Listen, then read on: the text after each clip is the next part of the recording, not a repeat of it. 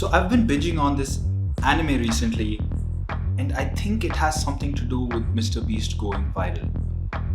Let's talk about that.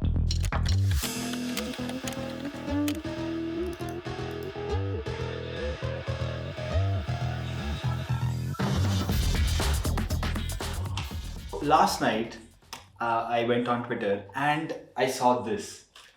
MrBeast being on the cover of Forbes.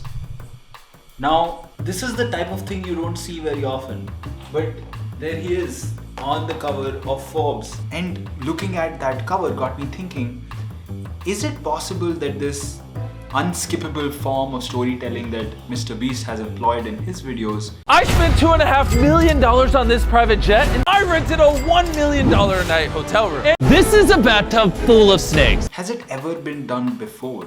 I've been thinking about this for a very long time, and I think I finally have an answer. And it weirdly has something to do with anime. Let's talk about that. Nani?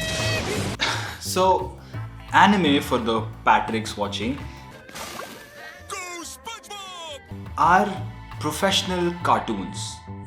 I hope I don't get cancelled for saying that. But they're pretty big in Japan. The country that gave us Pokemon. And of late have really picked up steam across the world. So I watched Dragon Ball Z Kai. Love it. I love anime. All animes I've realized just have such a good origin story. With one particular anime really standing out. Anime generally is about multiple characters, some of which have superhuman powers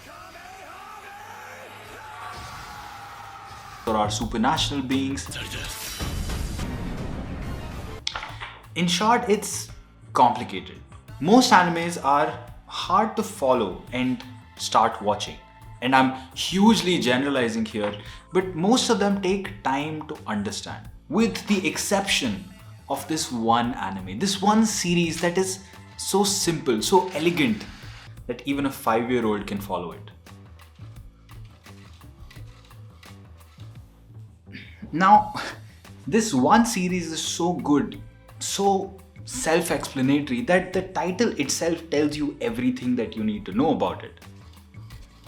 Not just what it's about, but what the story will be. You can predict what each episode is going to be about. By the way, does that sound familiar? No? Okay, keep that in mind. But the series that I'm talking about is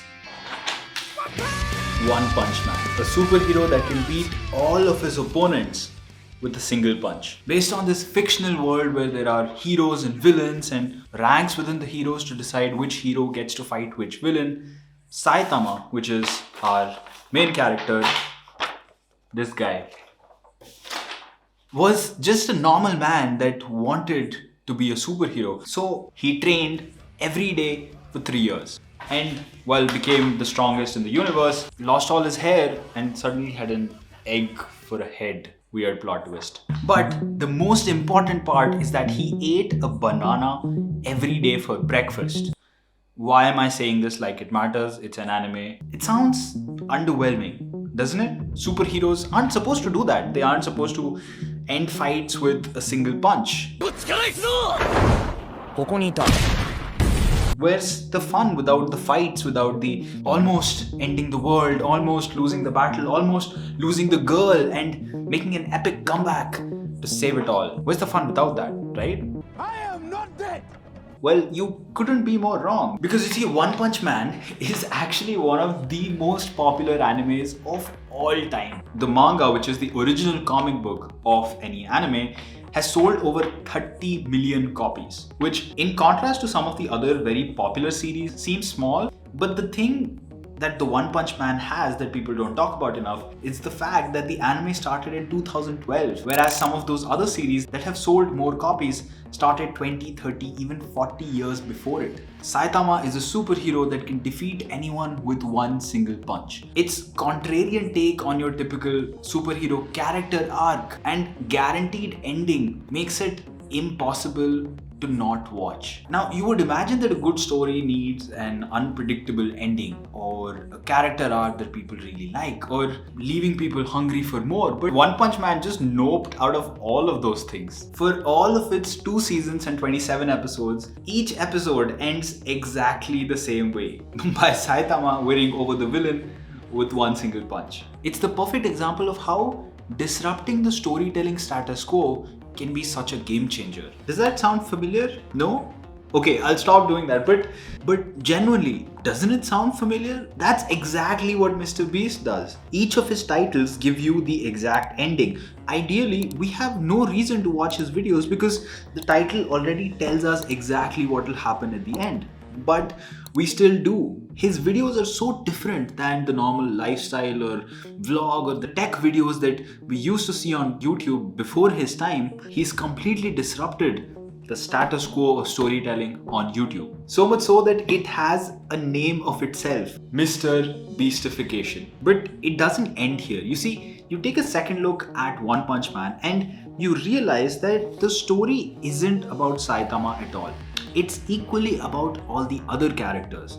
Moomin Rider, who has no powers but still chooses to ride a bicycle in a unitard. Genos the cyborg, who makes Saitama his sensei and wants to be as strong as him. All the villains and all the other heroes, it's these people that push the story forward and also indirectly help us understand the true power of Saitama. We see the same thing on MrBeast's videos too. We don't watch his videos only for Jimmy. It's also the random strangers that he brings along, his friends, Chandler, Jake, Garrett, Chris, and all the other creators that he brings in his videos.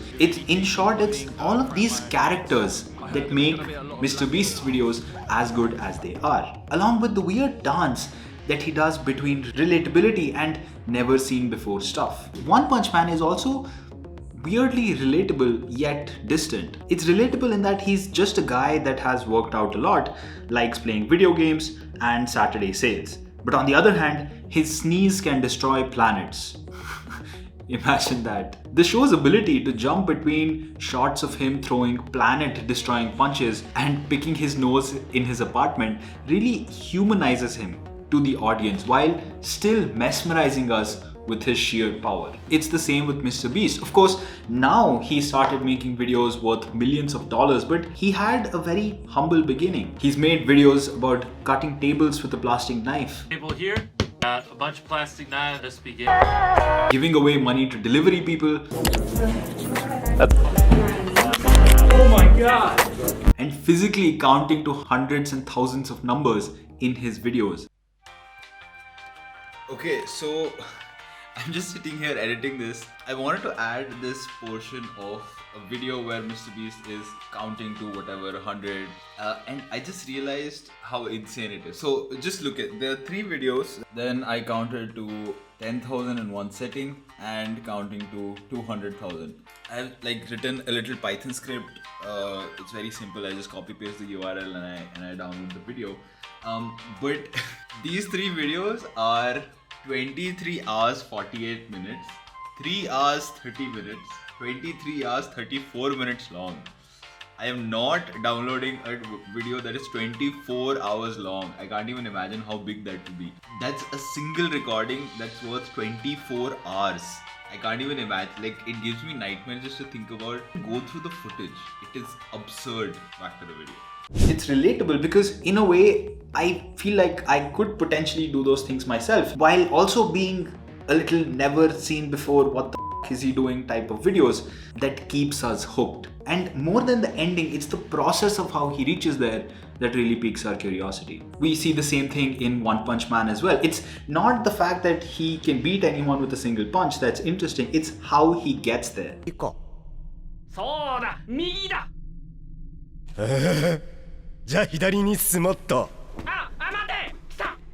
It's that build up with each villain stronger than the last and that little shred of doubt that we have that maybe this time Saitama might find someone who's stronger than him. That tension builds up throughout the episode only to be relieved by his last punch.